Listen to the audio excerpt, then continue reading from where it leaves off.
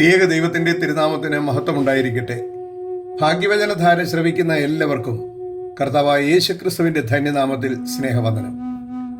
സഹോദരങ്ങളെ, ഫിലിപ്പിയ ലേഖനം 2:5 പ്രകാരം പറയുന്നു, ക്രിസ്തുയേശുവിലുള്ള ഭാവം തന്നെ നിങ്ങളിലും ഉണ്ടായിരിക്കട്ടെ.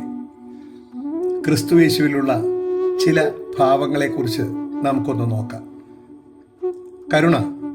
വിശുദ്ധ മർക്കോസിന്റെ സുവിശേഷം 10-ാം അധ്യായത്തിന്റെ 47 മുതലുള്ള വാക്യങ്ങൾ വായിക്കുമ്പോൾ, ബർത്തിമായി എന്നു പേരുള്ള അന്ധനായ ഒരു ഭിക്ഷക്കാരൻ യേശുവിനോട് യാചിച്ചു, ദാവീദ് പുത്രനായ യേശുവേ, എന്നോട് കരുണ തോന്നണമേ എന്ന്.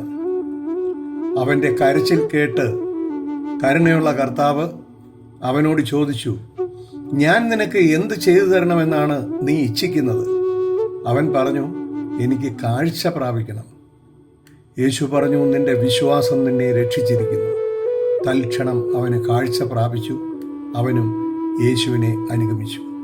പ്രിയമുള്ളവരെ, ഇതുപോലെ നമ്മളും കരുണയുള്ളവരായിരിക്കണമെന്ന് കർത്താവ് ആഗ്രഹിക്കുന്നു.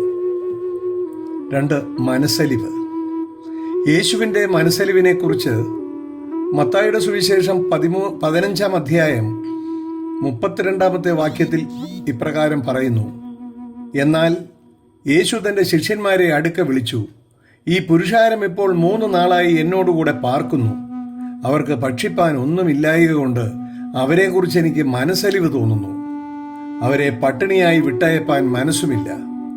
അവർ വഴിയിൽ വെച്ച് തളർന്നു പോയേക്കും എന്ന് പറഞ്ഞു. ശിഷ്യന്മാരുടെ പക്കലുണ്ടായിരുന്ന 7 അപ്പവും കുറച്ച് മീനുമെടുത്ത് വാഴ്ത്തി നുറുക്കി അവർക്ക് കൊടുത്തു. സ്ത്രീകളും കുഞ്ഞുങ്ങളും കൂടാതെ 4000 പുരുഷന്മാർക്ക് ഭക്ഷണം നൽകി അവരെ അനുഗ്രഹിച്ചു. 3. എളിമ. എല്ലാവരെക്കാളും ഞാൻ ഉന്നതനാകണം എന്നുള്ള മനോഭാവത്തോടു കൂടിയാണ് എല്ലാവരും ജീവിക്കുന്നത്.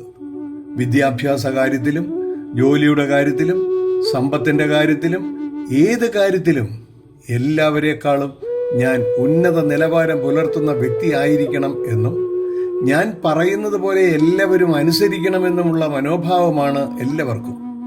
യേശു പറഞ്ഞു, നിങ്ങളിൽ ഒന്നാമനാകുവാൻ ആഗ്രഹിക്കുന്നവൻ ദാസന്റെ പ്രവൃത്തി ചെയ്യണം.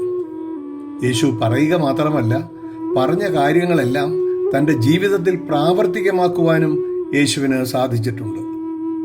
വിശുദ്ധ യോഹന്നാന്റെ സുവിശേഷം 13-ാം അധ്യായത്തിൽ യേശു തൻ്റെ ശിഷ്യന്മാരുടെ കാലുകൾ കഴുകി അരയിൽ ചുറ്റിയ തുവർത്തെടുത്ത് ശിഷ്യന്മാരുടെ കാലുകൾ തുവർത്തിക്കൊണ്ട് യേശു പറഞ്ഞു, 14-ാമത്തെ വാക്യം, കർത്താവും ഗുരുവുമായ ഞാൻ നിങ്ങളുടെ കാല് കഴുകിയെങ്കിൽ നിങ്ങളും തമ്മിൽ തമ്മിൽ കാൽ കഴുകേണ്ടതാകുന്നു.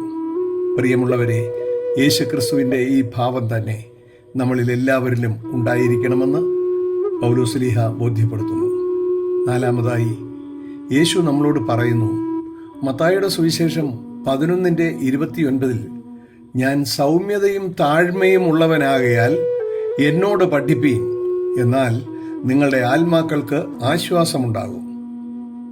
ലോക ജനതയെ പാപത്തിൻ്റെ ബന്ധനങ്ങളിൽ നിന്ന് മോചിപ്പിക്കുന്നതിന് വേണ്ടി യേശുക്രിസ്തു കാൽവറിയിലെ കുരിശുമരണം വരെ സൗമ്യതയും വിനയവും താഴ്മയും സ്വീകരിച്ചതായി നമുക്കറിയാം.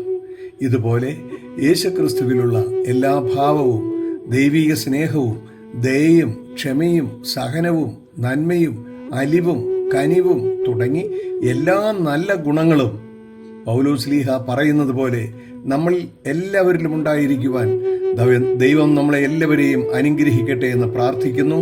നന്ദി, നമസ്കാരം.